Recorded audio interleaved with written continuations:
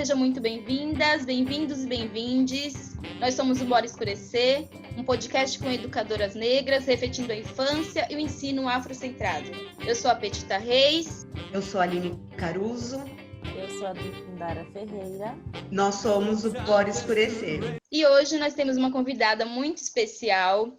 Ela é psicóloga social com atuação humanista, professora de Ciências Humanas e mestre da Saúde pela Universidade Federal de São Paulo, idealizadora do projeto Rapaz Mulher, o Redescobrir de uma Nova História, núcleo de atendimento psicossocial comunitário para mulheres na Zona Noroeste de Santos, São Paulo, e participou como convidada representante do Brasil no Global Day of Action. Estou aqui gastando meu inglês que eu não tenho, gente. É um evento que comemorava o Dia da Libertação da População Negra Norte-Americana e foi um evento também em homenagem a George Floyd. Com vocês, a Aurélia Rios. Oi, Aurélia, estou muito feliz com a sua presença, estou nervosa, nossa primeira convidada, e é uma honra ter uma convidada com essa potência gigantesca que é você. Então, gostaria de pedir para você contar um pouco da sua história com a psicologia, onde que iniciou o seu interesse e como se deu e como tem se dado a sua trajetória dentro dessa área. Primeiramente, muito obrigada pelo convite. Um agradecimento a todas, todos e todes. E conforme a sua pergunta, aonde inicia a minha história na psicologia? Eu tenho duas passagens na minha vida que eu acredito que foram pontos principais que mobilizaram a minha escolha. A primeira é que a minha saudosa mãe trabalhou dentro de um manicômio na minha cidade natal, que é Rio Claro, estado de São Paulo. Ela trabalhou no Bezerra de Menezes, na época era manicômio. Depois ela trabalhava na área da enfermagem, ela saiu deste trabalho porque ela prestou concurso na prefeitura e ela entrou, né? Foi aprovada nesse concurso. Ela passou muitos anos trabalhando como merendeira escolar, mas no manicômio ela nunca perdeu o vínculo. Então, todas as festividades que tinha dentro desse espaço, então eu crescia na minha infância, adolescência, frequentando as festividades, aniversário dos pacientes, carnaval dentro do ambiente, Páscoa, enfim. Todas as festas comemorativas nós íamos dentro desse espaço. E eu lembro que toda vez que nós víamos uma criança gritando no estado de sofrimento, e a minha mãe sempre falava, não tenha medo, são pessoas que estão sofrendo. E quando uma pessoa sofre, o que você precisa fazer é sempre olhá-la com muito amor e respeito, porque somente essa pessoa sabe a intensidade da sua dor. Então, eu cresci ouvindo isso. Então, quando às vezes a gente passava pelos muros do Bezerra de Menezes, a gente sempre ouvia os gritos, né, das pessoas. Então, isso para mim sempre ficou. A pessoa que está gritando, eu preciso entender esse sofrimento. E na época eu falava que eu queria ser a professora do manicômio, porque às vezes eu via, né, que eles liam ao contrário, por conta de toda a debilitação, infelizmente, do quadro psíquico. Então, quando nós íamos lá nesses eventos, então eu lembro que eu ajudava a virar os livros, eu falava, não, eu quero ser professora dessas pessoas para poder ensinar. Esse eu acredito que foi algo que despertou muito a minha atuação na psicologia e na saúde. E a segunda questão foi que quando eu fui prestar vestibular, na época, na década de 90, não tinha cotas, e eu não tinha condições de cursar uma faculdade privada, e eu precisava entrar numa universidade pública. Então, na época, eu estava estudando para entrar em psicologia, tanto na Unesp como na USP, mas eu sempre ficava na lista de espera. E aí, na primeira vez que eu já tinha me preparado, eu não passei. E na segunda tentativa, no ano seguinte, eu decidi por ciências sociais e também psicologia. Então, eu prestei ciências sociais na Unesp e psicologia eu deixei para prestar na USP. E, mais uma vez, eu fui aprovada na primeira chamada em Ciências Sociais, e em Psicologia eu sempre ficava na lista de espera. Eu fui fazer Ciências Sociais, eu cursei 4 semestres do curso, e aí eu fui convidada para trabalhar num projeto do governo federal, que é o Plano de Erradicação do Aedes aegypti, e aí isso foi em 1998. Foi o meu primeiro contato no campo de trabalho na saúde pública. E aí eu fui trabalhar nesse projeto do governo federal e foi os primeiros momentos também que eu me deparei com a importância de ter a compreensão dos determinantes sociais no campo da saúde, não só pelo olhar biologizante. Eu fico muito tempo, trabalho nesse projeto, depois eu entro em mais outros 2 projetos, e até que eu decido ser mãe. Eu já estava morando em outro município, minha filha nasceu, e aí eu decido, com 50 dias de nascimento dela, eu decido mudar. Tinha 2 propostas, né? Ou eu viria para Santos ou eu moraria em São Bernardo do Campo. E aí eu escolhi vir para Santos por conta do histórico da saúde pública de Santos, que se deu na gestão de 88 e 92. É importante citar essas 2 gestões, porque são gestões municipais do município de Santos que se tornaram referências, inclusive, internacionais, tanto no campo do HIV, como no campo da saúde mental, como na área sanitarista e outras questões com muitas relevâncias. E aí, quando eu estou em Santos, eu tenho a oportunidade de fazer psicologia. E eu sempre falo isso, a psicologia tem a mesma idade da minha filha, minha única filha, 17 anos. Ela não tinha nem 1 ano, eu entrei no curso de psicologia, que foi uma oportunidade que mulher negra é assim, né? Eu sempre falo isso, as pessoas falam, tem escolha para fazer. Eu falo, olha, a gente não tem escolha, a gente tem oportunidade.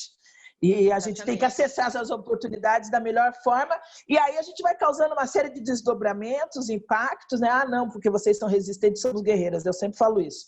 Nós não somos resistentes, temos sim resistência, compreendemos o que é ser guerreira, mas o que nós temos é possibilidade de fazer algo, independente da condição que estejamos, temos que fazer. E eu sei que vocês estão entendendo esta minha fala, porque a gente não tem esse momento de escolha. Nós escolhemos, temos livre-arbítrio, mas a população negra ela tem um outro recorte de entendimento, de acesso.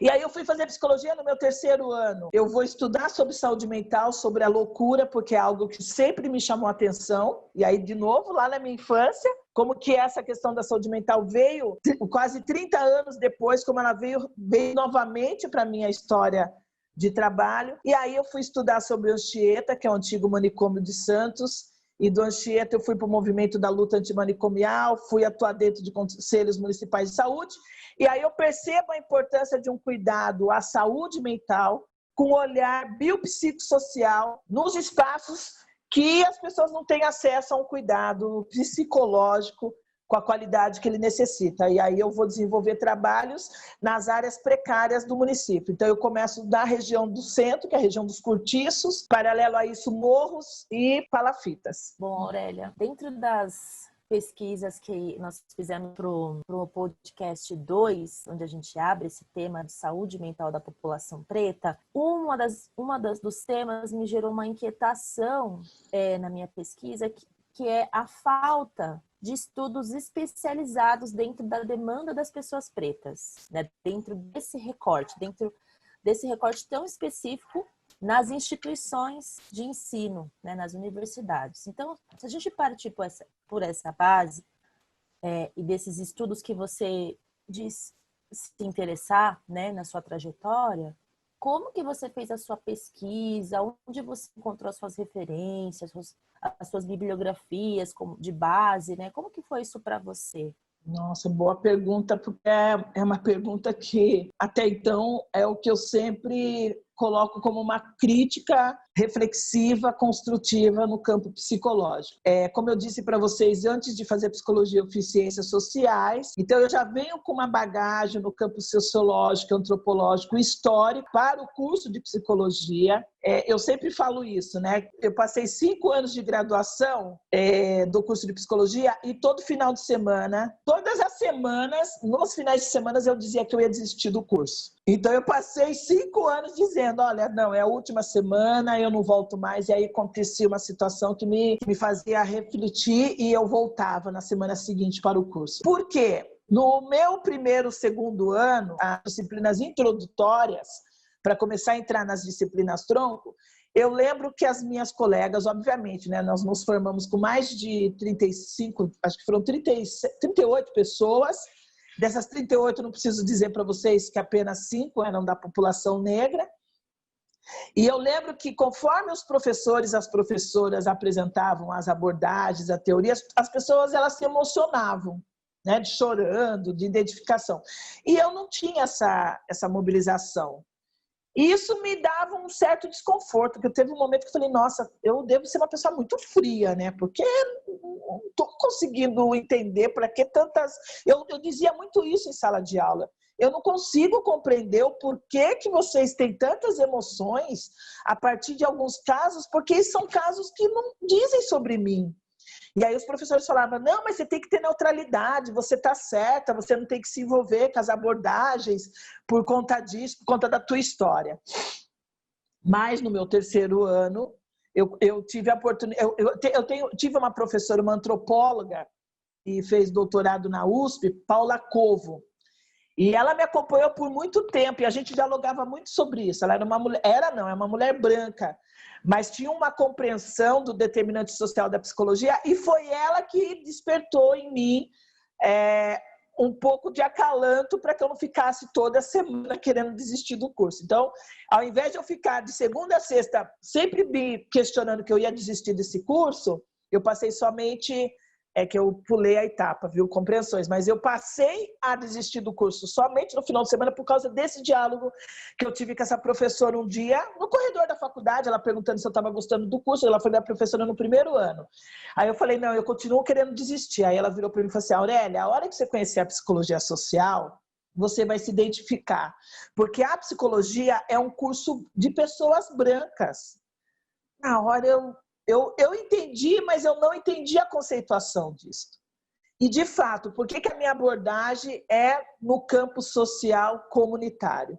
Porque a linha de pesquisa, a episteme da psicologia que eu me identifiquei foi a psicologia social, que é uma abordagem que retrata muito a história do nosso povo brasileiro, que retrata a história da população, da grande maioria da população que vive na precariedade por conta da contradição de um Estado liberal que não supre essa grande população, no campo das corrupções, nessa desigualdade social, na questão da discriminação.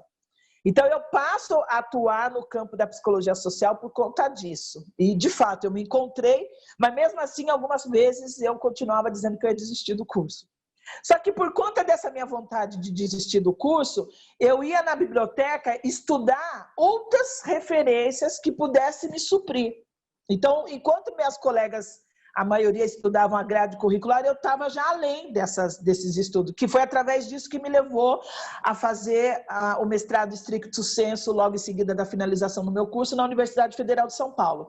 Então, ali eu comecei a buscar conceitos no campo da sociologia, da antropologia, para poder me suprir na área da psicologia, para não ficar só no viés da saúde biologizante. Mas eu somente agora, caminhando para o doutorado, que eu tive acesso às conceituações da africanidade, que é uma linha de pesquisa, é uma epistemologia da psicologia centrada na questão afro, em outras palavras, terminologias, epistemologias e conhecimento afrocentrados. Mas eu só tive isso no doutorado, porque eu compreendi que eu preciso fazer doutorado para poder desenvolver uma tese afirmando a importância dessa psicologia da africanidade na grade curricular do curso de psicologia. Somente com as minhas ações, somente com os meus ações nas comunidades, na atuação que eu tenho dentro dos conselhos municipais e também com toda a minha bagagem desses 20 e poucos anos que eu estou dentro da área da saúde não são suficientes, porque para a ciência eu preciso comprovar cientificamente. E aí eu sou obrigada mesmo, e é uma escolha consciente e responsável de ir para o doutorado, porque somente através disso que eu consigo contribuir com a implementação de linhas do pensamento afrocentrado na área da psicologia. E aí, emendando isso que você está falando, Aurélia, quando você traz nessa sua importância de estar estudando a africanidade para a psicologia, né? me remete a uma pergunta relacionada, né? Como que você vê, qual que é a importância de pessoas pretas fazerem terapia com pessoas pretas, né? Que a gente sabe que também há uma discussão acerca disso, né? De que os psicólogos devem ser neutros, mas eu acredito que quando estamos tratando de pessoas negras, a gente deve levar em consideração todo o meio social que essa pessoa vive, né? Então, como que qual que é a importância para as pessoas fazerem terapia com pessoas pretas? Logo que nós nos apresentamos, eu ouvi, né? Nossa, que importância você estar aqui, né? Que currículo que ela comentou. Eu sempre falo isso, nós só vimos em outra pessoa aquilo que nós nos vemos. Nós só sentimos algo a partir daquilo que um dia existiu na nossa história. E só compreendemos um fato a partir da leitura que fazemos de mundo. Em outras palavras, eu tive várias, não foi uma não, foram mais de 3 psicólogas, porque nós da área da psicologia somos obrigados, não. Isso é um código de ética que, a partir do momento que você tem uma atuação clínica, você precisa fazer psicoterapia e supervisão clínica. Eu sempre fiz a supervisão clínica na área da psicologia social. E recentemente eu estou com uma supervisora clínica que eu a conheci na época com a minha ex-supervisora, que trazia, ela é uma psicóloga social, mas ela trazia algumas leituras da questão da africanidade, da psicologia.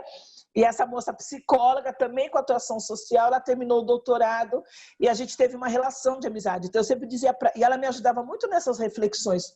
Então ela ia na supervisão porque ela era orientanda de doutorado da minha ex-supervisora. E aí um dia minha supervisora falou, olha, um dia que ela terminar esse doutorado, você vai acabar sendo supervisanda dela, porque vocês duas são mulheres negras e ela ajuda muito você a refletir, porque essa minha supervisora era uma mulher branca. É uma mulher branca.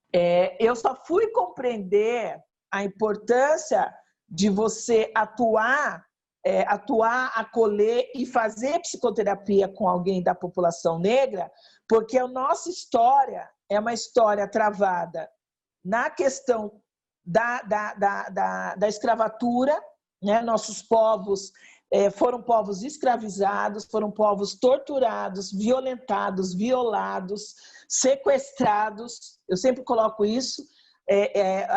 Nós ainda não fomos anistiados por um holocausto da escravidão. Nosso povo negro brasileiro, nós não fomos.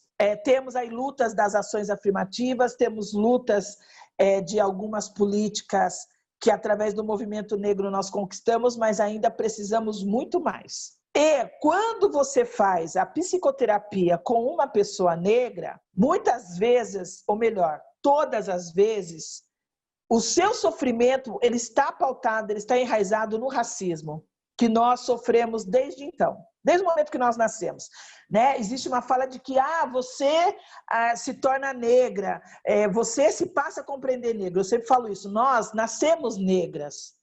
Nós sabemos desde cedo o quanto a nossa raça, o quanto a nossa cor, o quanto a nossa história, ela já vem carregada de algum enfrentamento. É só nós observarmos a educação de uma família branca para uma família negra. A família negra, ela sempre vai te orientando a se comportar de um modo na sociedade para que você aprenda a fazer esses enfrentamentos. Depois que você entende, né? Por que uma mãe chega para o filho e fala para o filho, né, o jovem, evita correr na rua, não sai sem camisa, você entra numa loja, não abre a sua bolsa. Então, são coisas, o cabelo, arrumar o cabelo para poder ir para a escola. Então, uma série de questões que nós somos podadas para não sofrermos os impactos do racismo, mas sofremos. E isso é um dos principais fatores do sofrimento psíquico da população negra.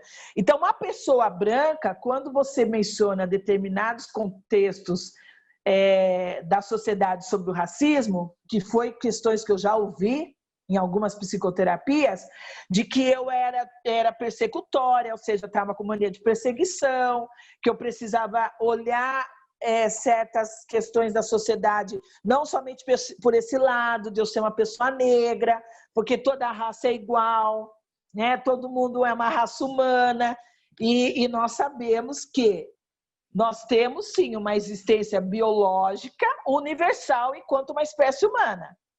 Mas na questão racial e de gênero, sabemos o quanto isso vai sendo filtrado e o quanto somos mergulhadas numa série de enredamentos que essa sociedade vai nos punindo, vai nos massacrando, vai nos maltratando durante toda a nossa existência. Então, muitas vezes, a população negra, ela tem, às vezes, dificuldade de aprender na escola, não porque ela não consegue aprender, não é porque ela tem um cérebro ou porque ela tem uma anatomia, ou melhor, não é porque ela tem uma anatomia do sistema nervoso incapaz de estudar, é porque ela foi para uma escola que provavelmente é um sistema educacional com racismo institucional estruturante.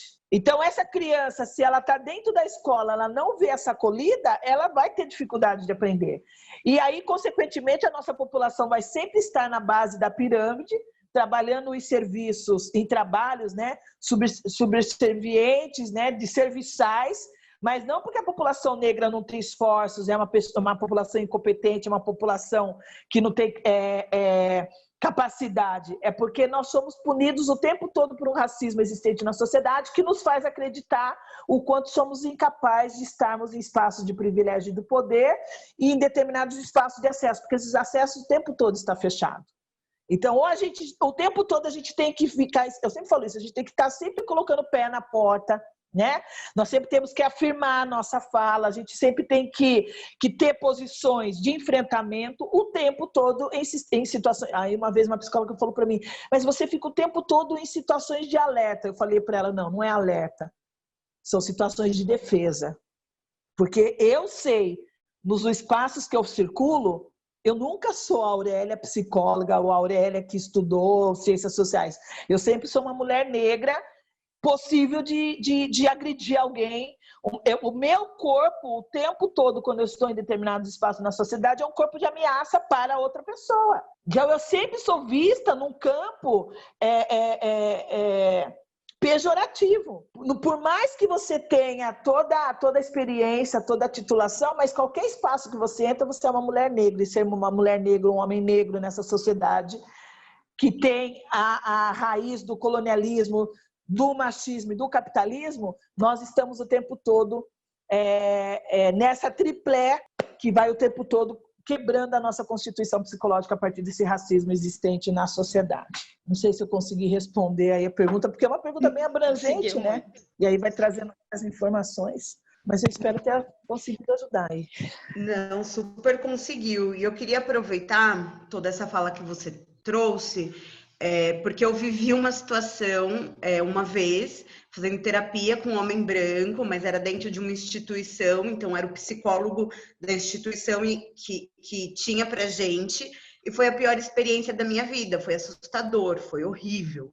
E tudo que eu dizia, ele dizia que era coisa da minha cabeça, que eu que trazia energia para esse lugar de racismo. Então eu falei, tipo, os primeiros 10 minutos e depois que ele começou a falar dele, eu me senti extremamente oprimida e parei de falar. Porque eu também entendi que não ia valer a pena mais falar. Só que eu saí daquela sessão muito mexida no sentido de... Ele não é o único profissional que faz isso, tem muitos profissionais que fazem isso. E o que a gente pode fazer com relação a esses profissionais? Será que existe algum meio de denúncia? Será que a psicologia está preparada, né, para esse tipo de denúncia? Será que eles enxergam isso enquanto racismo? Será que não? Como que é? Porque eu me senti extremamente violentada naquele momento.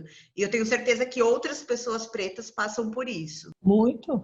Muitas vezes. Eu vou somar mais algumas questões contigo. Eu já tive essa experiência de famílias negras correrem o risco de perder guarda dos filhos porque uma psicóloga, uma assistente social certificou a família de uma forma de viver em espaços de insalubridade, de ter competência de educar seus filhos, mas em nenhum momento essas profissionais da área, eu não estou generalizando, que tem psicólogas e assistentes sociais, isso é importante colocarmos. que são racistas e que têm atitudes técnicas e profissionais que não olham por esse viés. Temos muitas que fazem isso, e muitos e muitas. Mas já peguei esse caso e a primeira pergunta que eu faço para as duas a primeira pergunta, em algum momento vocês culpabilizaram o Estado pela situação dessa família? A partir do momento que a gente tem um Estado, que ele é pautado em leis, que existe um órgão executor, existe um órgão que legisla, existe um órgão que julga. Mas antes de ir para o julgamento, vocês responsabilizaram quem executa e quem legisla? Porque se essas famílias estão nas condições que estão, é porque existe um Estado que não está olhando para elas. E aí a gente vai fazendo todo o embate de desconstruir todo o processo e conseguir fazer com que essa família que eu tive essa experiência, não perdesse a guarda dos filhos, né? Agora, o Conselho Federal de Psicologia e o Conselho Regional de Psicologia, que é aqui no estado de São Paulo, mas é a nível nacional, né? Federal a nível nacional, e cada região do país tem a sua subsede. Tem um setor que é um setor que debruça nessas temáticas do racismo, da violência contra a mulher, do sexismo, que você pode fazer a apresentação dessas denúncias, e esse profissional ele vai ser avaliado por essa comissão, que são formadas por pessoas negras, para poder compreender não, para escutar tanto o lado de quem buscou cuidado psicológico como do profissional ou da profissional. E aí você responde pelo código de ética, né, da nossa profissão. A gente tem um código de ética. Mas eu sempre coloco isso. Para você poder também fazer essa denúncia, é um direito que você tem que cumprir, tem que fazer. A questão é como você vai colocar isso na fundamentação de que no momento que você vai buscar uma acolhida, como eu sou psicóloga social, nós falamos biopsicossocial, porque nós entendemos que saúde ela é física, ela é psíquica e ela é social. Então, como que você vai elaborar uma denúncia dizendo que ao buscar um cuidado, seja biopsicossocial, psicossocial, no campo da psicologia, ao invés de você ser acolhida, você é colocada no campo de sofrimento psíquico causado pelo racismo. Se você não conseguir, e muitas vezes nós não conseguimos porque o racismo ele é velado. Então, o que em alguns momentos acontece é que através da abordagem da psicologia, porque a psicologia ela tem várias linhas de trabalho, pode ser colocado que aquela fala ou aquela intervenção, aquela colocação ou aquela reflexão do profissional ou da profissional esteja ligado à sua linha de trabalho. Então, você tem que saber fazer essa elaboração. Por isso que eu coloco que nós, psicólogas e psicólogos da população negra, precisamos colocar como prioridade no nosso trabalho a acolhida do nosso povo. E é por causa disso que eu e um grupo de profissionais montamos uma rede de psicólogas e psicólogos negros na Baixada Santista, que é na região do Litoral Paulista, vamos falar corretamente, né? Na região do Litoral Paulista, que são os 9 municípios, por sabermos a dificuldade que tanto o nosso povo tem para acessar uma psicoterapia, como também uma dificuldade que os próprios profissionais da psicologia do nosso povo negro têm para entrar na clínica, porque a clínica tem uma hegemonia branca, por conta de uma série de questões, que começa, inclusive, pelos custos. Então, eu sempre falo isso, né? Que eu sou uma psicóloga que eu furei muitas bolhas. Então, eu me sinto eu estou já há mais de 10 anos na atuação clínica, então eu me sinto na responsabilidade de trazer muitos outros profissionais para dentro do meu espaço de trabalho, para poder orientar, eu me coloco sempre à disposição para orientar todos os caminhos possíveis de ser percorridos para que você se mantenha nesse espaço clínico e fazendo os enfrentamentos. Porque não é só você ter um consultório, não é só você pagar tributos, não é só você fazer psicoterapia e supervisão. Você precisa também fazer, de novo, né? A gente vive nos enfrentamentos. Mas são enfrentamentos clínicos porque para você acolher o nosso povo, e muitas vezes não, sempre, você não tem a neutralidade. Porque quando você está falando do seu sofrimento para mim, eu reconheço esse sofrimento através daquilo que eu também sofri. Aí o que acontece com algumas abordagens? Mas o que é seu é tua sua própria subjetividade. Você não pode interferir na subjetividade do outro. Eu sempre coloco isso, que a subjetividade da população negra é uma subjetividade de comuns histórias. Se eu começar a dizer para vocês o que alguém falar no nosso cabelo, se eu falar para vocês o que nós temos as primeiras relações na nossa adolescência, nossas amigas brancas, todas, a maioria, começam já a se relacionar. Por que as meninas negras demoram nessas questões de relações? Quando eu falo para vocês, vamos entrar dentro de uma loja, dentro de um shopping, nós sabemos o olhar que alguém vai ter sobre nós. Então, essas questões que são colocadas para nós, que você tem mania de perseguição, que é coisa da sua cabeça, é algo que nós ouvimos o tempo todo, e isso não pode mais acontecer. Não pode. Então, eu sempre falo isso, diante de um ato de racismo, não abaixe sua cabeça. Você tem que olhar no mesmo pé de igualdade e fazer a pergunta para a pessoa. Porque você tem que fazer essa pessoa pensar do que ela terminou de cometer. Então, eu acho importante essa questão dessa estratégia de embate que nós temos diante de um ato racista. Porque você não pode abaixar a cabeça, você não pode acreditar que aquilo é coisa que não existe. Porque nós sentimos. É algo muito rápido. Né? Diante desses fatos, o que vem para a gente, o impacto que vem. E aí você tem que dar um olhar, né? Eu sempre falo isso, você tem que olhar de frente e devolver para a pessoa que cometeu o ato, você tem que devolver em forma de uma pergunta, mas não uma pergunta oferecendo a resposta, mas é fazendo com que ela pense e perceba o que ela terminou de cometer. E é um processo de enfrentamento, né? Como que você vai fazendo isso dentro dos espaços da sociedade? Porque qual que é o primeiro momento? É você ficar acuada. Esse ficar acuada vai te submetendo, vai te desqualificando, vai te autodepreciando, vai gerando uma ansiedade, vai gerando um entristecimento, uma frustração, uma culpa. E vou mais longe, a culpa da população negra é uma culpa de que sempre o que fazemos nunca é possível de a gente acabar, nunca é possível da gente conquistar, porque tudo é negado, né? Tudo é negado. Se você eu perguntar para vocês se os seus espaços sociais são espaços de fácil acesso para o nosso povo, eu vou perguntar para vocês quais lugares. São os locais de quilombos urbanos. São os espaços que representam a luta dos quilombos. Por isso que existiam os quilombos, né? Se a gente for remeter a história, os quilombos existiram para ter representatividade, para ter noção de pertencimento, porque a gente não se sente pertencente nessa sociedade onde o privilégio sempre é do povo branco. Bom, Aurélia, uma das nossas inquietações também, e eu trago isso para o pessoal, é o momento, né? O momento em que a gente escolhe, ou a gente pode iniciar um processo terapêutico, né? Trazendo a minha vida, só senti essa necessidade, eu acho que a Aline não, a Aline tem uma história diferente com esse processo, enfim, mas acho que com a P talvez tenha sido semelhante, que eu senti essa necessidade após um trauma, né, um grande trauma na minha vida ali, e aí coincidiu com eu ter um acesso financeiro para ir atrás desse acesso, né? Desse cuidado.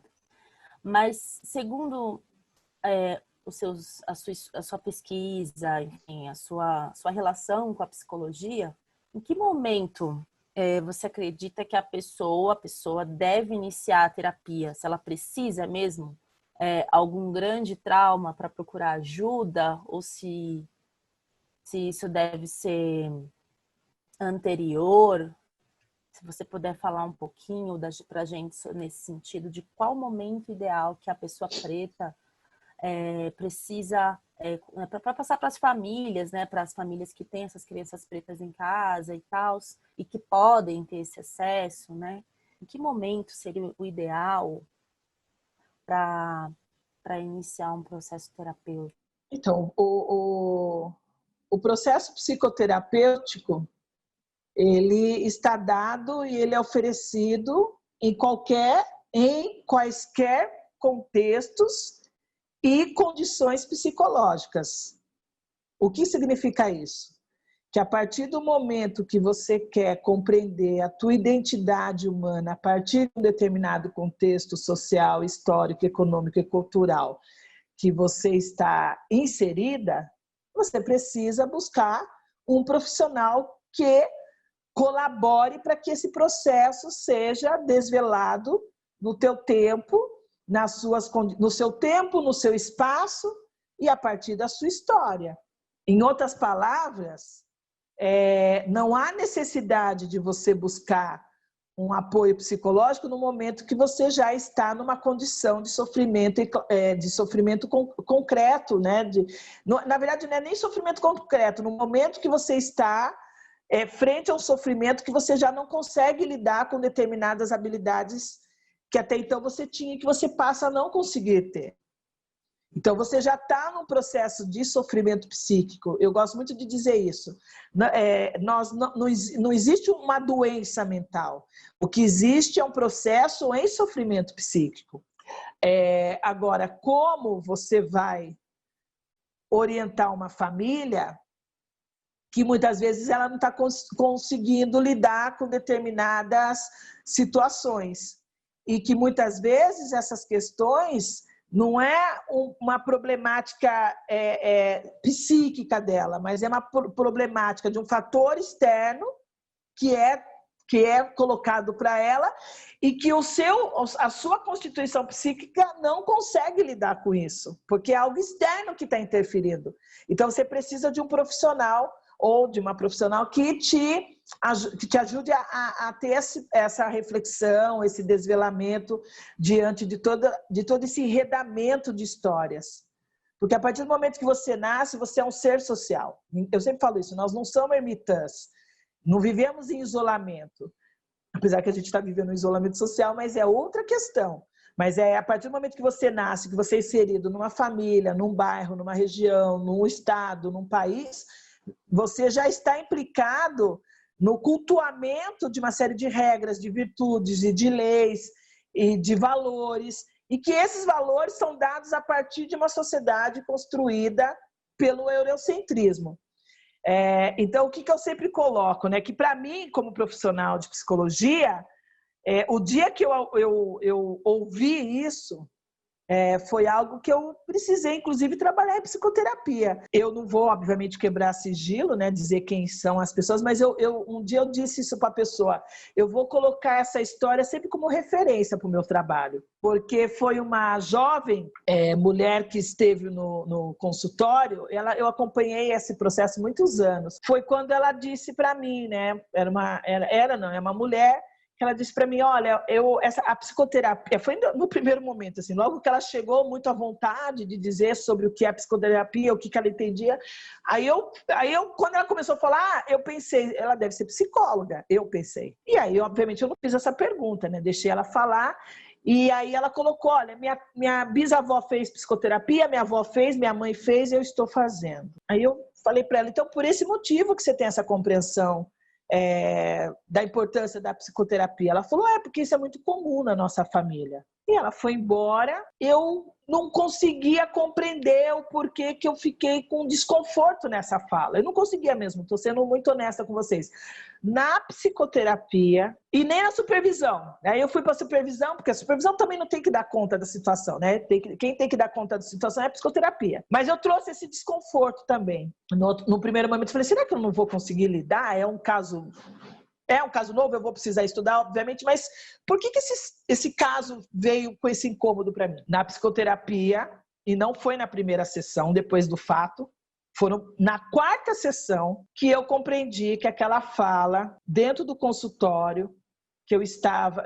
E mesmo assim, eu continuei acolhendo a pessoa. Isso eu não conseguia interferir, né? Porque eu sabia que era algo meu e não dela, que eu precisava lidar. E na minha quarta sessão, que eu compreendi que quando ela fala que a bisavó, a avó, a mãe e ela, é porque eu não tive isso na minha família. Minha bisavó nasceu na lei do ventre livre. Minha avó nasceu em 1909. A minha mãe nasceu em 1949. Nenhuma dessas mulheres que passaram pela minha vida perdão, né? Perdão mesmo, compressões, mas eu sempre, todo início da minha fala, eu sempre peço licença às mais velhas e às mais novas, por esse motivo que nós estamos aqui.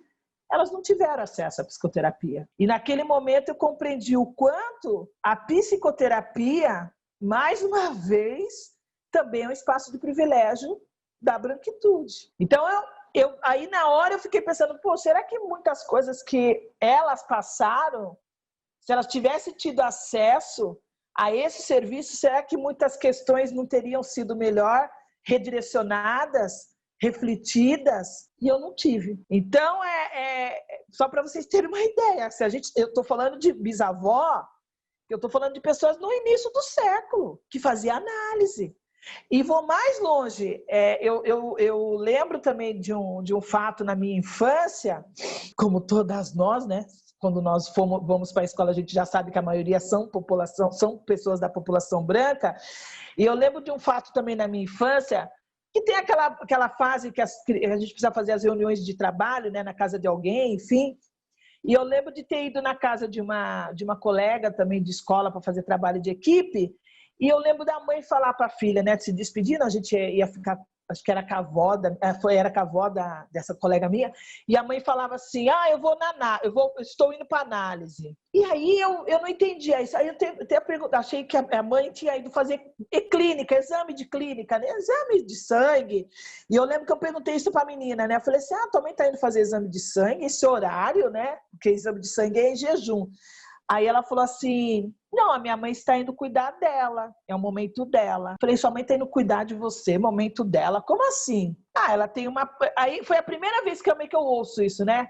Não, porque ela tem uma psicóloga que toda semana ela vai para falar dela. Eu não entendi isso. Para mim foi uma coisa assim... E eu lembro de eu levar isso para minha casa e da minha família não entender também. O que é você ter um momento seu, uma vez por semana, para que alguém ajude você a ser melhor do que você já é. E aí, quando eu descobri a psicologia, que aí eu já estava na adolescência, eu já entendia o que era psicologia, aí eu falava, é isso, mas é isso que eu quero. Mas e aí mesmo, como eu disse para vocês no começo, e mesmo querendo a dificuldade que eu tive para poder para cursar, né? Para fazer esse curso. Não consegui entrar numa universidade pública, não tinha condições de pagar.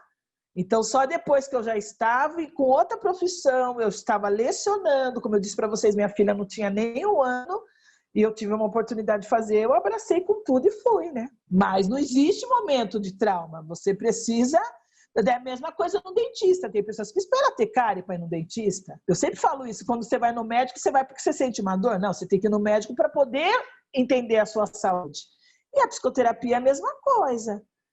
E uma outra coisa também, as pessoas falam assim, mas você vai na psicoterapia ficar desabafando, falando da tua vida? Eu sempre falo assim, você estudou para ficar ouvindo problema? Eu sempre falo assim, então, mas quando você vai no dentista, que ele cuida da sua saúde bucal, esse dentista ele vai adquirir a tua cárie? Quando você vai no cardiologista, ou quando você vai no endócrino, qualquer especialista na área da medicina, cuidar da tua saúde física, esse profissional, ele adquire a tua doença? A pessoa fala, não. Eu falei, então é a mesma coisa. Então, a psicologia ela é colocada no campo eu vou ser muito lúcida com vocês, da futilidade, de que isso não é pra gente, que é frescura, que a gente dá conta de tudo, que a gente é guerreira, que a gente é resistente, que a gente é forte, que é coisa da nossa cabeça, que essas coisas não existem, engole o choro. Você está sentindo alguma coisa, é tempo que você tem. Se você está pensando de uma forma turbulenta porque você não está lavando uma louça. Quantas vezes a gente, né? Você já pensou em lavar uma louça? Porque passa, né? Mas por quê? Porque o nosso povo, diante do sofrimento, sempre foi obrigado a exercer uma função de trabalho. Então, nunca teve tempo. Aí tá, né? O povo escravizado sempre foi forçado com muita periculosidade, com muito massacre, a exercer determinadas ações de trabalho. Porque as pessoas falam assim, o povo negro não gosta de trabalhar, por isso que apanhava. Não, apanhava porque não aceitava ser escravo. É diferente. Agora, você ser criada atender que tudo que você sente ou pensa é falta de você fazer alguma coisa para ocupar a sua cabeça, quem diz isso, quem coloca isso para o nosso povo negro, desmerece a nossa constituição psicológica, porque por muito tempo e ainda hoje somos vistos como animais, seres não pensantes, mas seres que têm uma força de trabalho bruta e que as piores condições de trabalho é nosso povo que merece.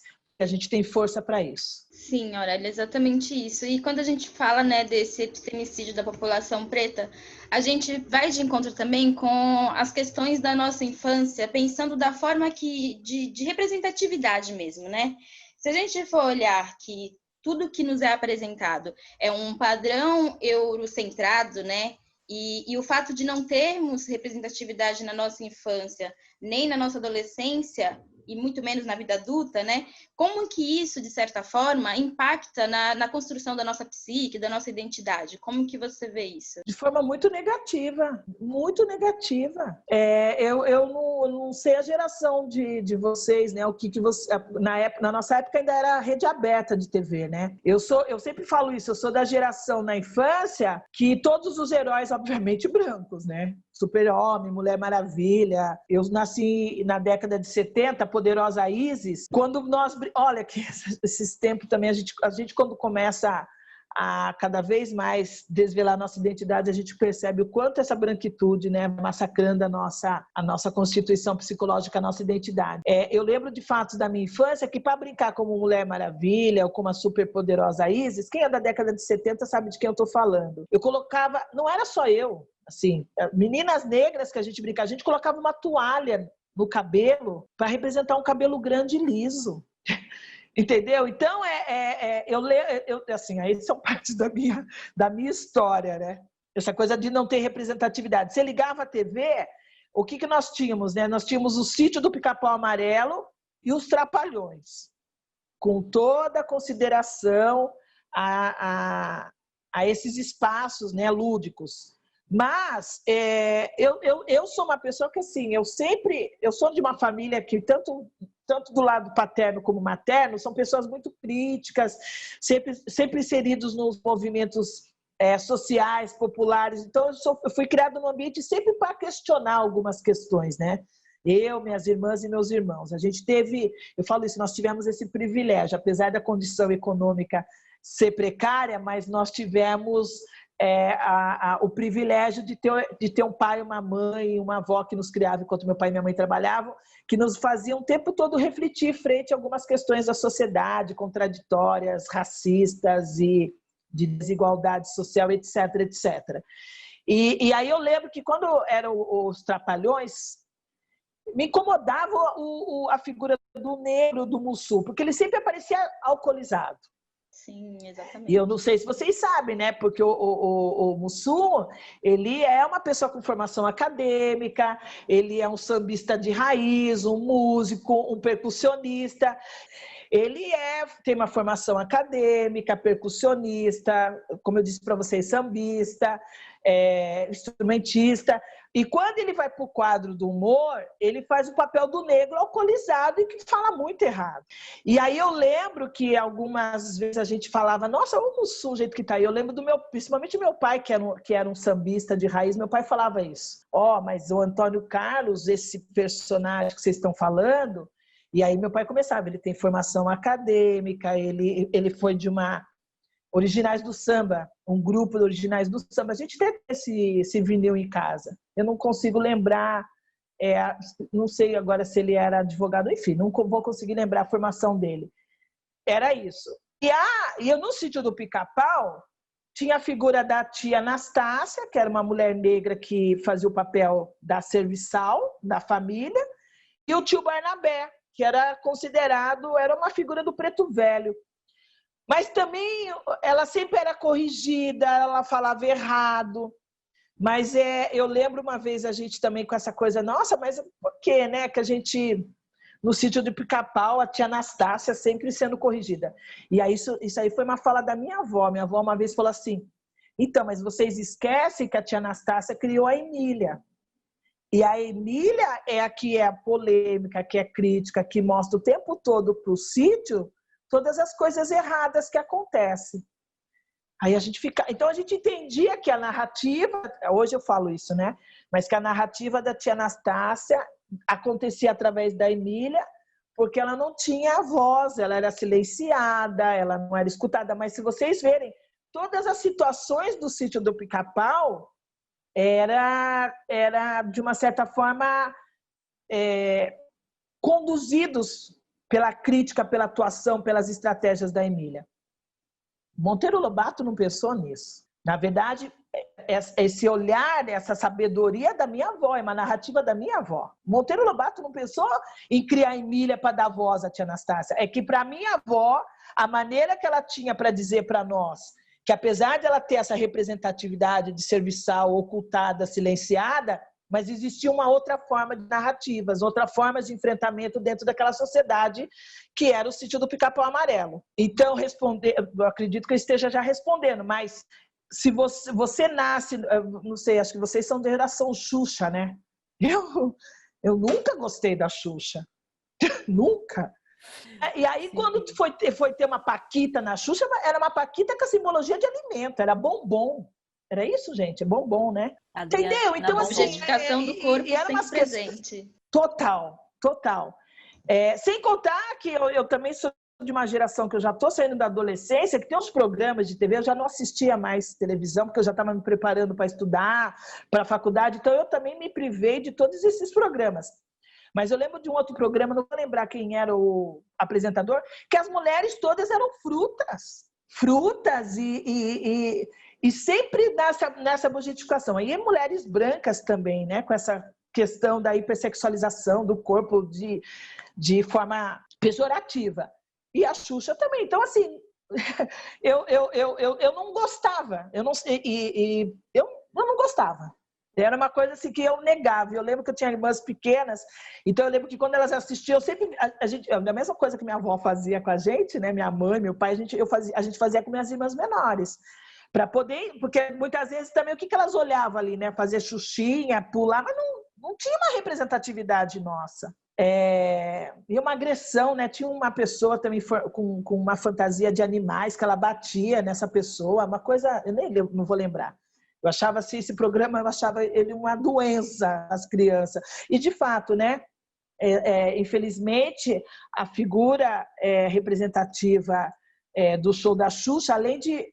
Foi uma época de ensinar de uma forma muito errada o alfabeto, porque muitas crianças falavam X em tudo, e era uma adulterização da infância. Então, a geração Xuxa é uma geração que as mulheres têm muitos comprometimentos na sua identidade feminina por conta disto. Essa geração de década de 90, 2000, a gente vê isso muito no campo psicológico.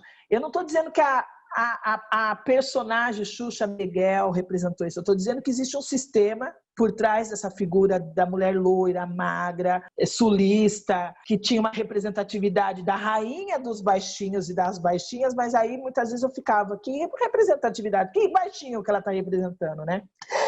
E toda vez que vinham as crianças negras, vocês podem observar isso nos auditórios de programas, né? A população negra sempre fica no fundo.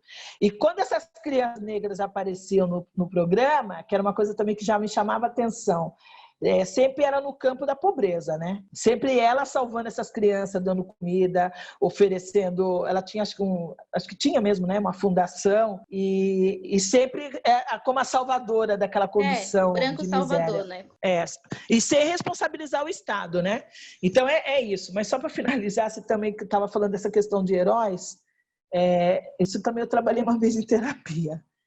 Na minha infância, não tinha bonecas negras. Então, eu queimava minhas bonecas, mas eu não deixava elas ficarem deformadas. Mas a hora que estava escurecendo a boneca, eu parava. O cabelo, eu queimava mesmo. E aí eu lembro, eu passei a infância inteira, né? Quando alguém via as bonecas, eu falava, a boneca da Aurélia. E eu tinha uma amiga que ela falava assim, uma vez ela, criança, né? Mas por que você queima suas bonecas? Eu falava, para ser que nem eu. Mas eu não entendia isso.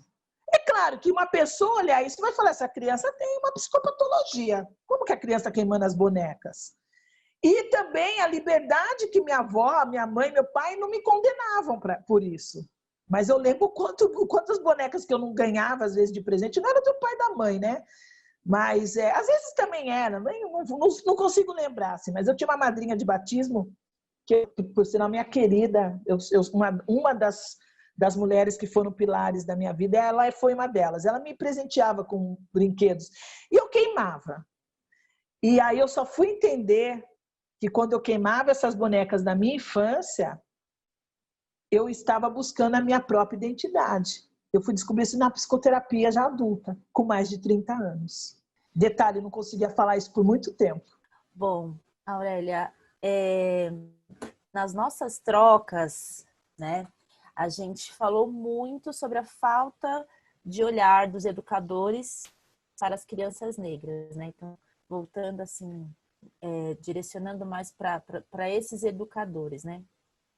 Fazendo com que eles rotulem nossas crianças, nossos meninos e meninas, né? O que a gente pode falar para esses educadores? Como trazer uma consciência para que eles não rotulem essa criança sem saber desse quadro geral, sem saber da sua realidade, né? Como que a gente pode, inicialmente, né, instruir esses educadores que fazem parte também dos nossos ouvintes?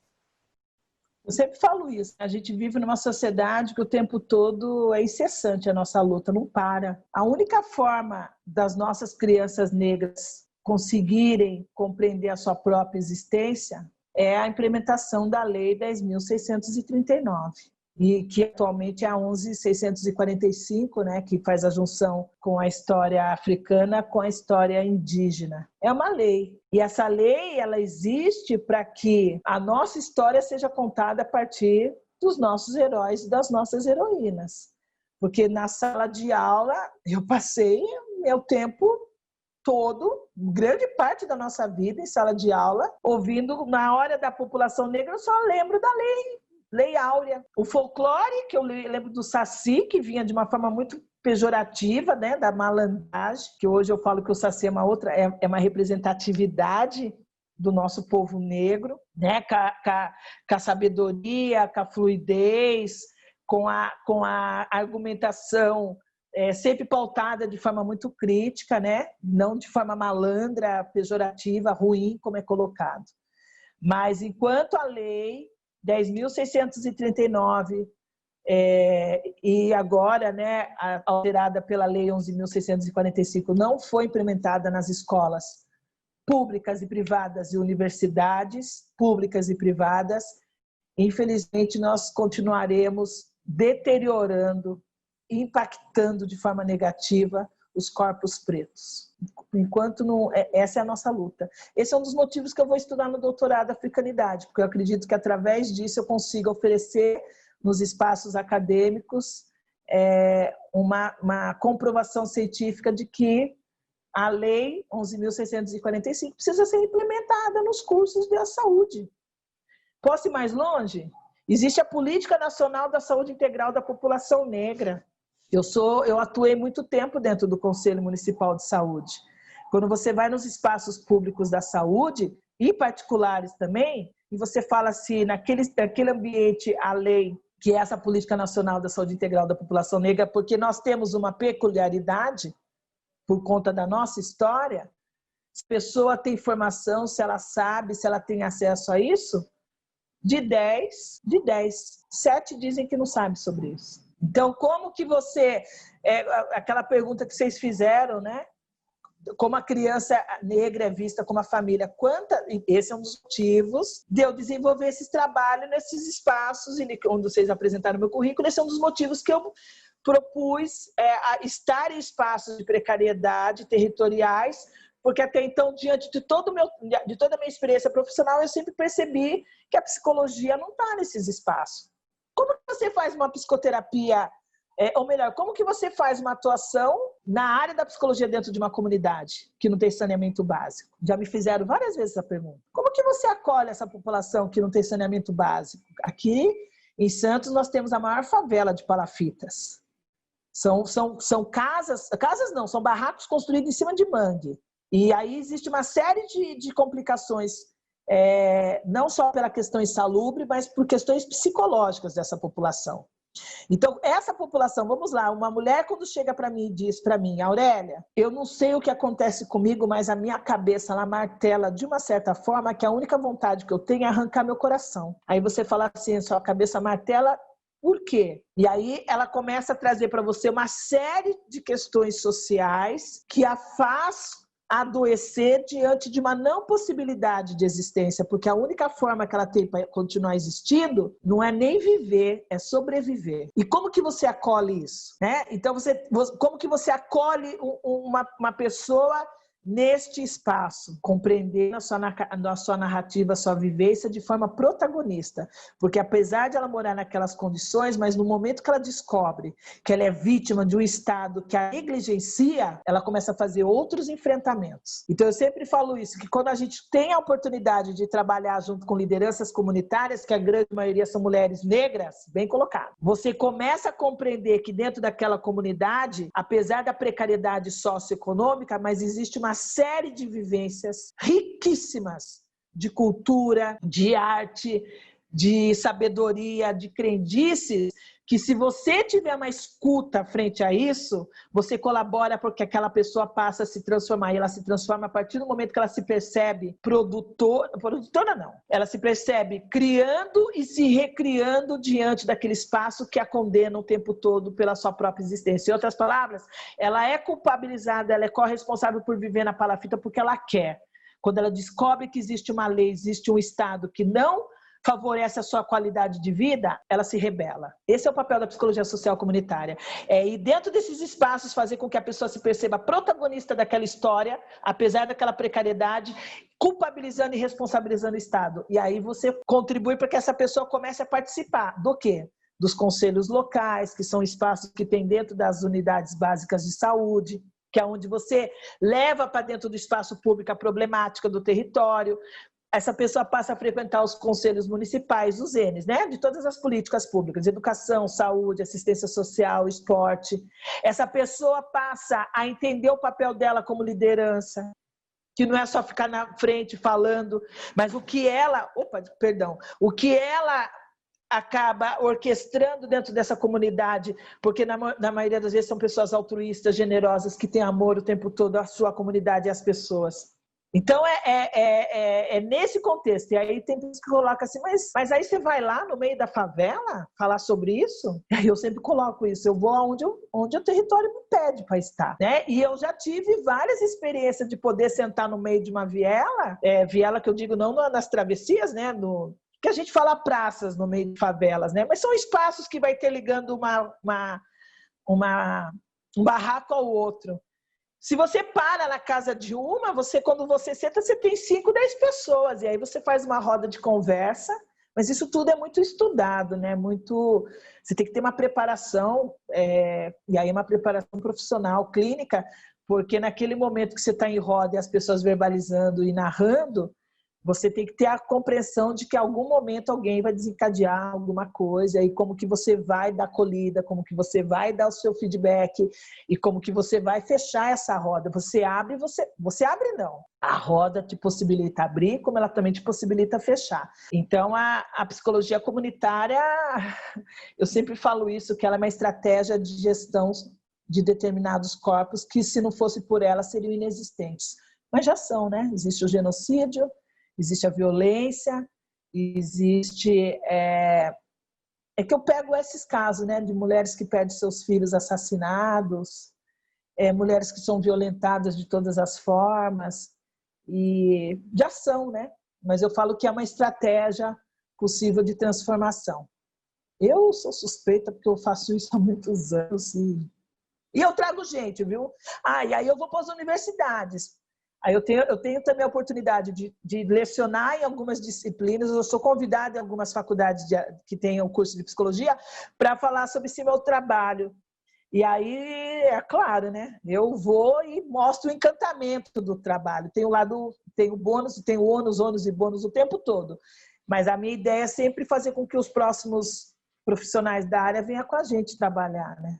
Quando você traz, né, essas famílias que perdem os seus filhos, essas mulheres que são violentadas, né, e ao mesmo tempo eu vou de encontro também como que fica, né, o psicológico desses adolescentes, dessas mães que passam por essa violência policial, que, né, é o que mais aparece hoje em dia, vídeos, relatos de pessoas que passam violência policial dentro das suas residências.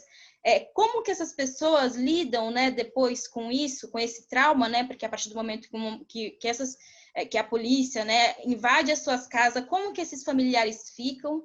Quais são as instituições, ONGs, ou até mesmo projetos gratuitos que sejam adequados para essas pessoas procurarem assim? Então, por isso que eu idealizei esse projeto, né? Porque é uma contradição. O nosso município de Santos é um município marco histórico da reforma psiquiátrica. Se hoje é proibido manicômios no nosso Brasil, é por conta de Santos, né? Que em 89 fez a intervenção do Anchieta, que eu comentei com vocês lá atrás, o estudo que eu fiz do TCC, que foi um TCC em grupo, importante dizer, na área da psicologia, os trabalhos de conclusão de cursos são desenvolvidos em grupos, mas aí eu me propus a fazer um estudo sobre a história da loucura, do Michel Foucault. Eu sempre falo isso, eu fui estudar Michel Foucault, me deu subsídios necessários, mas eu não estudei Fanon, porque eu não tive acesso a Fanon. Eu fui conhecer Fanon depois. Mas não tem muitas... Então, aqui no nosso município não tem um projeto de acolhimento psicossocial comunitário, né? Não tem. Existem os CAPs, que são os Centros de Atenção Psicossociais, que acolhem as pessoas em sofrimento psíquico, né? São equipamentos públicos, mas é um trabalho que, infelizmente, está muito deficitário aqui no nosso município, por muitos anos, né? As casas são insalubres, as equipes reduzidas, as equipes adoecidas, falta de material, de oficinas psicoterapêuticas, oficinas de criatividade, né, psicoterapêuticas. Eu falo isso porque quando eu atuava dentro do Conselho Municipal de Saúde, eu cheguei a coordenar a Comissão de Saúde Mental. O que é o Conselho Municipal de Saúde? É o local onde se implementa, onde fiscaliza as leis na área da saúde, onde fiscalizamos o dinheiro público, onde decidimos como que está sendo administrado, decidimos mesmo, a gente tem esse poder representativo da sociedade, de estar dentro dos conselhos municipais. Infelizmente, a grande maioria não tem acesso, né? Mas é importante você ocupar esses espaços também. E quando eu assumi o conselho, na verdade eu fiz o mestrado, então, só para entender, para poder responder a importância de ter esse trabalho e o porquê que não tem. Quando eu falei para vocês que eu fui estudar sobre a história da loucura, a intervenção do Anchieta, quando eu fui visitar os equipamentos dos CAPs, na verdade são 12 unidades, né? Não são só CAPs, tem residências terapêuticas, tem centros que é a CEP, né? Centros de Trabalho de Reabilitação. Então, quando eu fui visitar todas as unidades de cuidado da saúde mental, eu me deparei, toda vez que eu entrava nesses espaços para fazer a pesquisa, né, eu olhava e via a maioria dos usuários e usuárias da nossa população negra, e no gênero mulheres. Então, o que significa? Quando eu entrava nos espaços, ainda hoje, eu sempre falo isso, porque teve uma vez que um gestor me questionou. Você vive colocando que existe a maioria de usuárias e usuários da saúde da população negra, mas esses dados nós não temos. Aí eu falo sempre isso para ele. Então, vamos entrar, vamos comigo, em todos os serviços, e aí vamos fazer o seguinte, você vai me falar quantos médicos e quantas médicas negras tem? Nenhuma. Quantas enfermeiras padrões? Número minoritário. Quantas técnicas, quantas psicólogas e psicólogos? Não é a grande maioria. Assistência social? Tem, mas também não é a grande maioria. Técnica de enfermagem? Um pouco mais. Auxiliar de enfermagem? Um pouco mais ainda. Os profissionais de limpeza? A grande maioria da nossa população negra. Usuárias e usuários? O nosso povo negro. E aí ele colocou, não, mas você está querendo dizer que os nossos trabalhos, a gente está colhendo então essa população, é isso que você quer dizer? Eu cheguei para ele e falei assim, com o estado insalubre o qual eu encontro esse serviço, você vem me dizer que estão acolhendo? A minha pergunta é, essa pessoa negra, quando ela está em sofrimento psíquico, que ela chega dentro desse equipamento, que olhar que se tem sobre ela? Por que ela é diagnosticada? Por que ela é medicalizada? Por que ela passa a ser refém do seu próprio diagnóstico?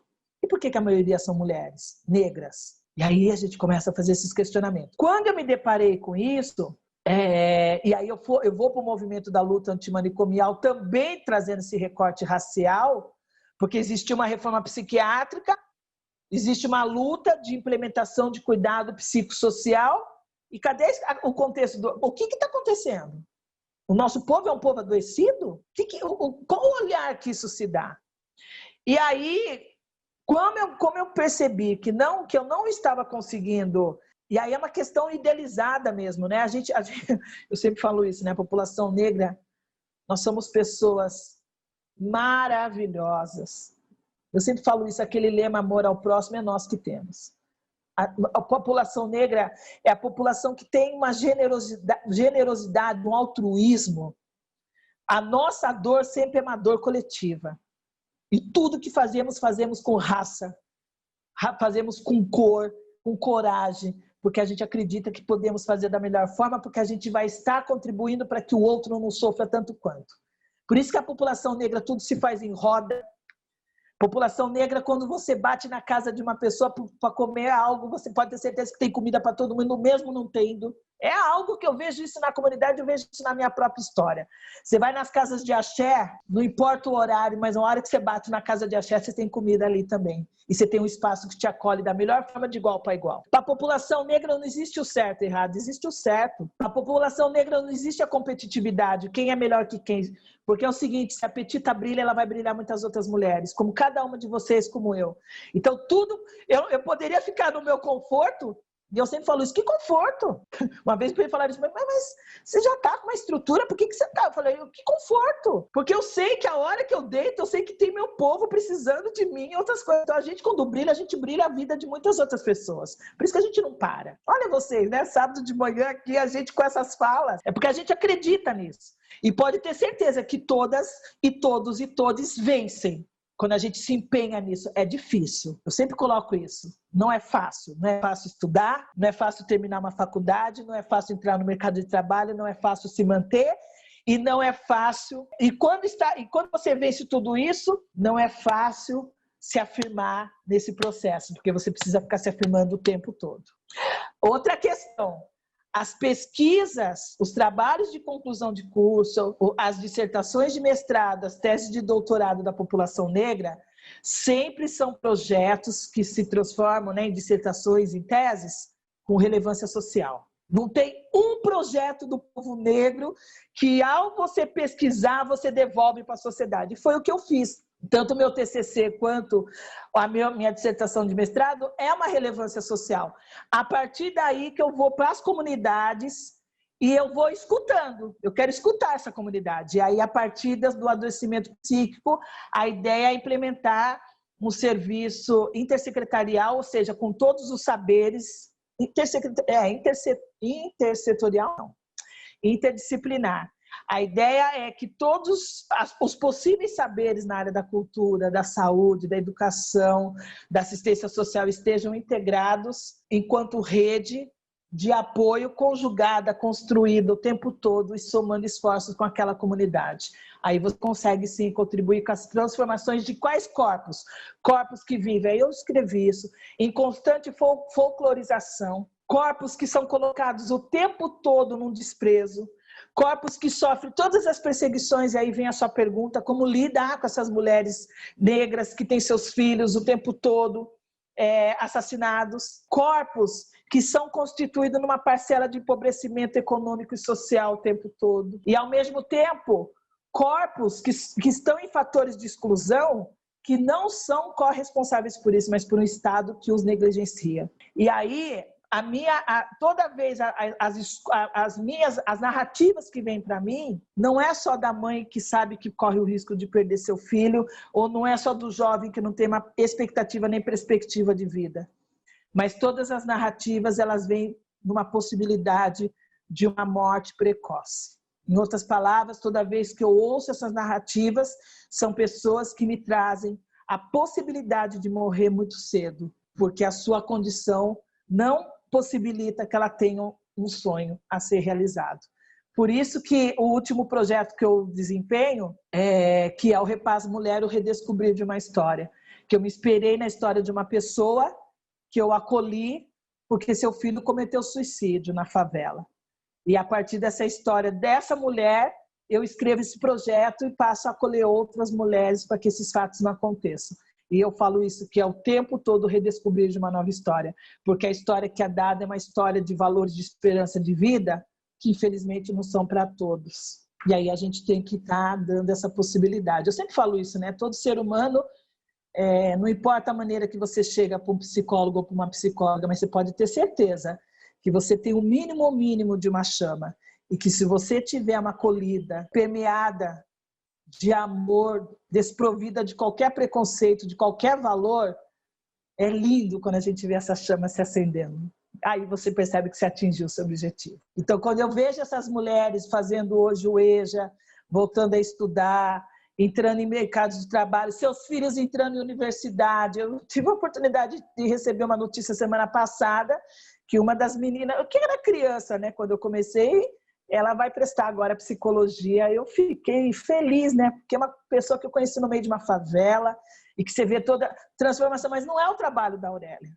Não é o trabalho da Aurélia, é a ação conjugada dentro desse espaço. E que você não tem que chegar com o trabalho pronto, né? Aproveitando que vocês também são da área da cultura. Como que a gente explica uma população de Santos que tem mulheres que nunca estiveram dentro de um cinema, com mulheres com mais de 30 anos, que não conhecem um teatro, e crianças assim de 12, 13 anos, que não conhecem a praia. Teve criança que já me perguntou quanto que pagava para ir na praia. Nossa, a gente ficou muito emocionada com a sua fala agora. Eu vi a Dandara aqui e a gente emocionada. A gente vai finalizar com a última pergunta da Aline agora, né? Que agora a gente encerra. Então, por fim, nossa última questão.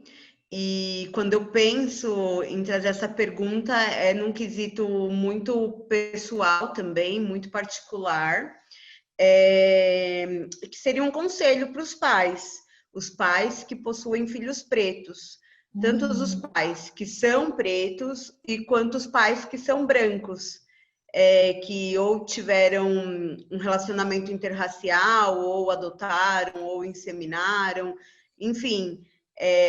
Eu não sei dizer qual situação é mais delicada, se é para a família negra ou família interracial, mas eu percebo muitas vezes que brancos, seja pai, seja mãe, em alguns momentos anulam essas questões de racismo que os seus filhos trazem, ou por não saber lidar, ou por reproduzirem racismo.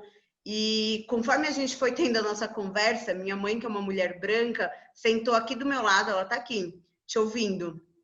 E ela me mandou, escreveu, ela não sabia, né, o que eu tinha preparado, o que a gente tinha preparado, e ela escreveu num caderninho aqui e me mandou, que é justamente isso. Você pode perguntar sobre o papel da mãe branca com 2 filhas pretas? Essa mãe está começando a entender agora o problema. Então, minha mãe é uma mulher que já passou dos 60 e que vem de uma outra geração, de um outro pensamento, e que comigo e com a minha irmã, cada vez mais ela tem percebido essas questões, que quando a gente traz desde a infância para a criança é muito mais fácil a lida, né? Então, acho que um conselho para os pais, para essas mães, pode ser muito importante. O que minha mãe está falando aqui do meu lado é que ela sempre colocou panos quentes. Ela sempre, né, tipo, não é bem assim, não, é coisa da sua cabeça, não.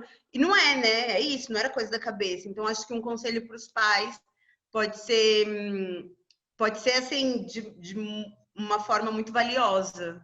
Boa pergunta. Todas as perguntas foram boas. Eu sempre falo isso, que não existe uma cartilha, né? Não existe uma cartilha para que possamos contribuir com essa nação verdadeiramente democrática. Não existe uma cartilha. Por outro lado, eu sempre coloco que para você ter seu direito garantido, você precisa valorizar a sua identidade. Para você valorizar a sua identidade, você precisa divulgar e produzir um conhecimento que te dê formação para que as suas atitudes, as suas posturas, os seus valores sejam e estejam com a noção de pertencimento. Em outras palavras, toda vez que você se possibilita escutar o outro, escuta essa pessoa a partir daquilo que ela está te trazendo, não a partir daquilo que você está pensando ou querendo devolver a essa pessoa um conceito, um valor que é seu. A escuta, eu falo sempre isso, ela é um importante instrumento para que possamos construir relações democráticas equânimes. Eu gosto muito dessa palavra, equânimes e não igualdade.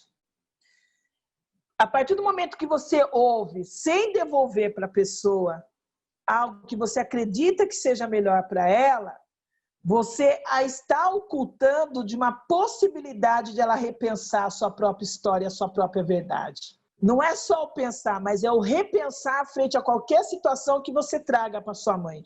Então, como que uma mulher branca, numa relação interracial e vice-versa, pode colaborar para que as suas filhas façam os enfrentamentos no campo do racismo, no campo do machismo, no campo do capitalismo?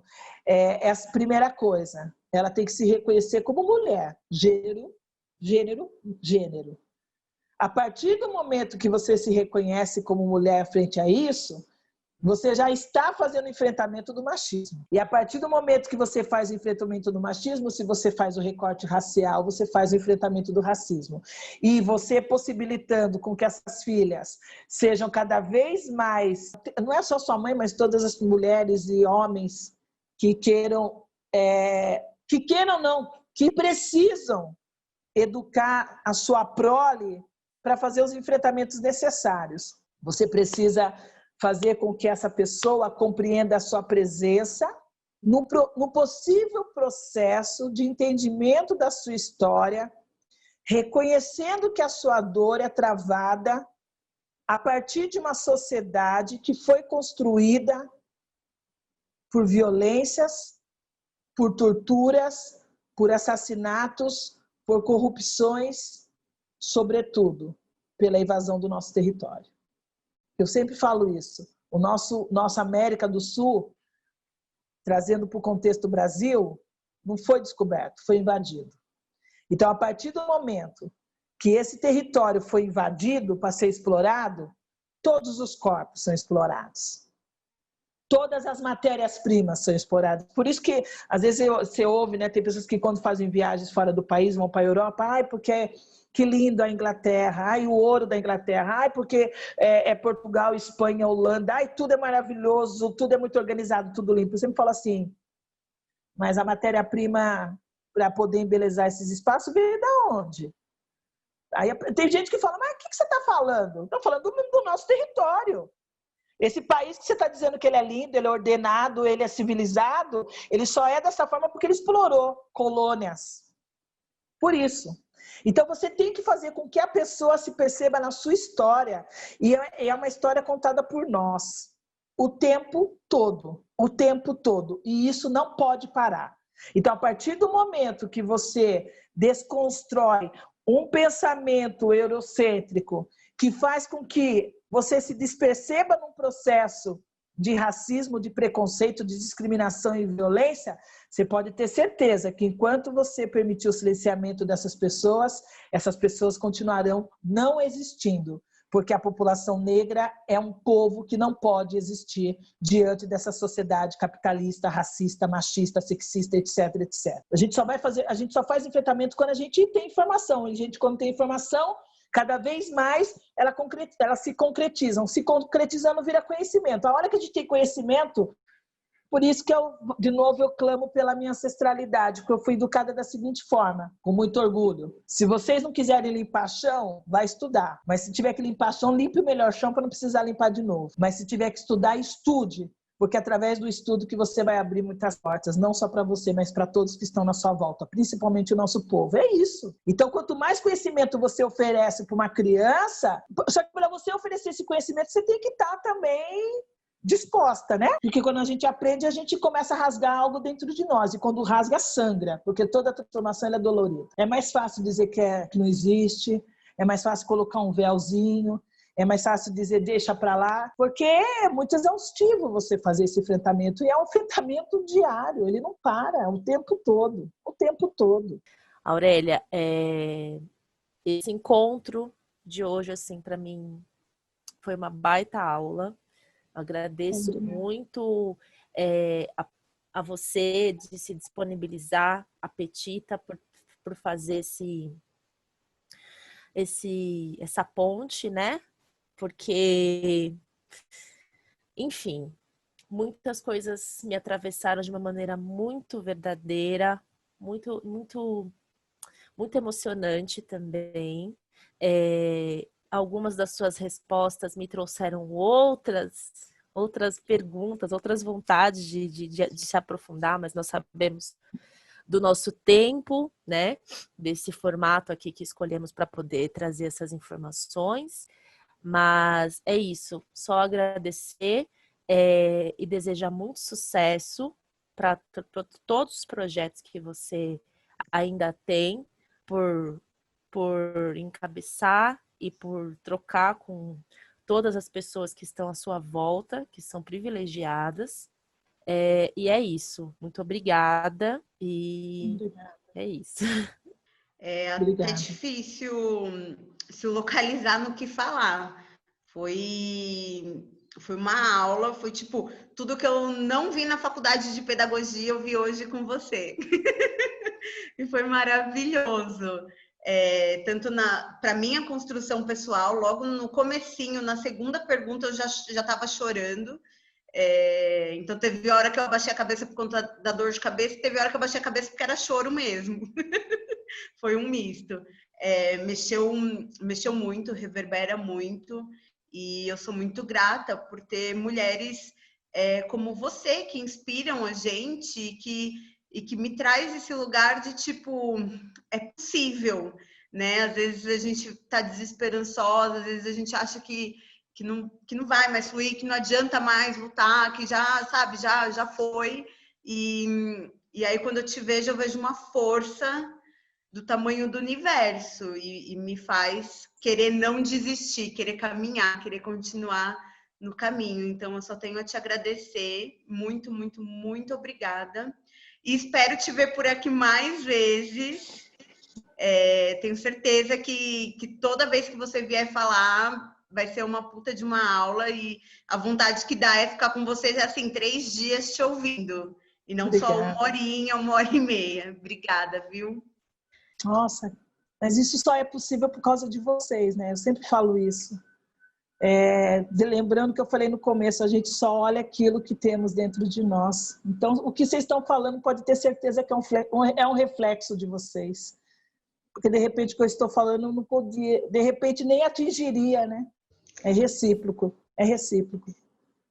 Bem, muito obrigada, Aurélia, de coração. Foi uma aula incrível. Eu acredito que todo mundo que for ouvir esse podcast vai se identificar e vai aprender, né, muito mais. É sempre muito bom a gente estar entre as nossas. Eu sempre reforço isso, quando estamos entre as nossas, o significado ele tende a ter outra dimensão. Eu vou deixar depois na descrição as redes sociais da Aurélia para vocês acompanharem melhor o trabalho dela. E é isso, muito obrigada mesmo. E até a próxima. Eu poderia falar uma frase, Petita, que eu preparei para colocar? Pode, claro. Não dá tempo? Pode. Claro que pode. Na verdade, foi o que essas perguntas, né? Que foram 8, né? Que vocês me mandaram. 9 perguntas. 9, as 9 perguntas, eu gosto muito desse número também, 9. O que mobilizou no final, né? Eu fui lendo e aí me veio esse pensamento, eu escrevi para depois responder as perguntas.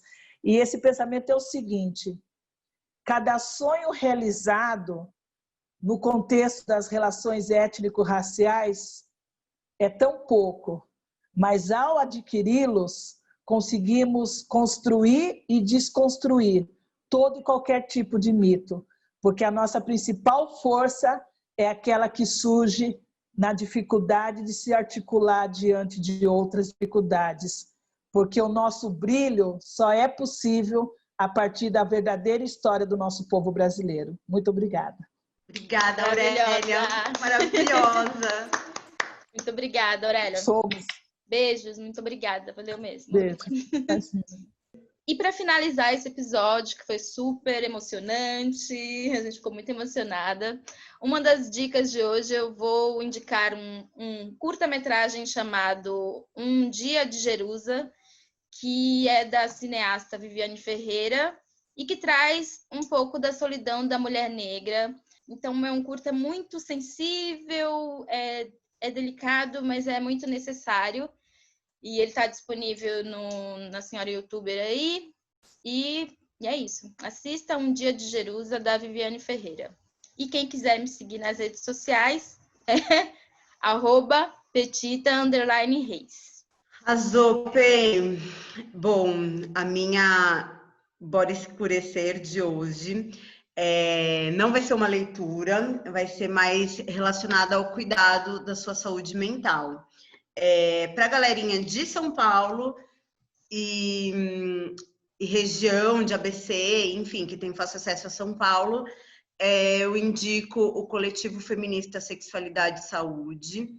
É um coletivo que tem psicólogas, ginecologistas, obstetriz, enfim, é voltado para a saúde da mulher e saúde física e saúde mental. Lá há psicólogas negras e é onde eu faço terapia, por sinal.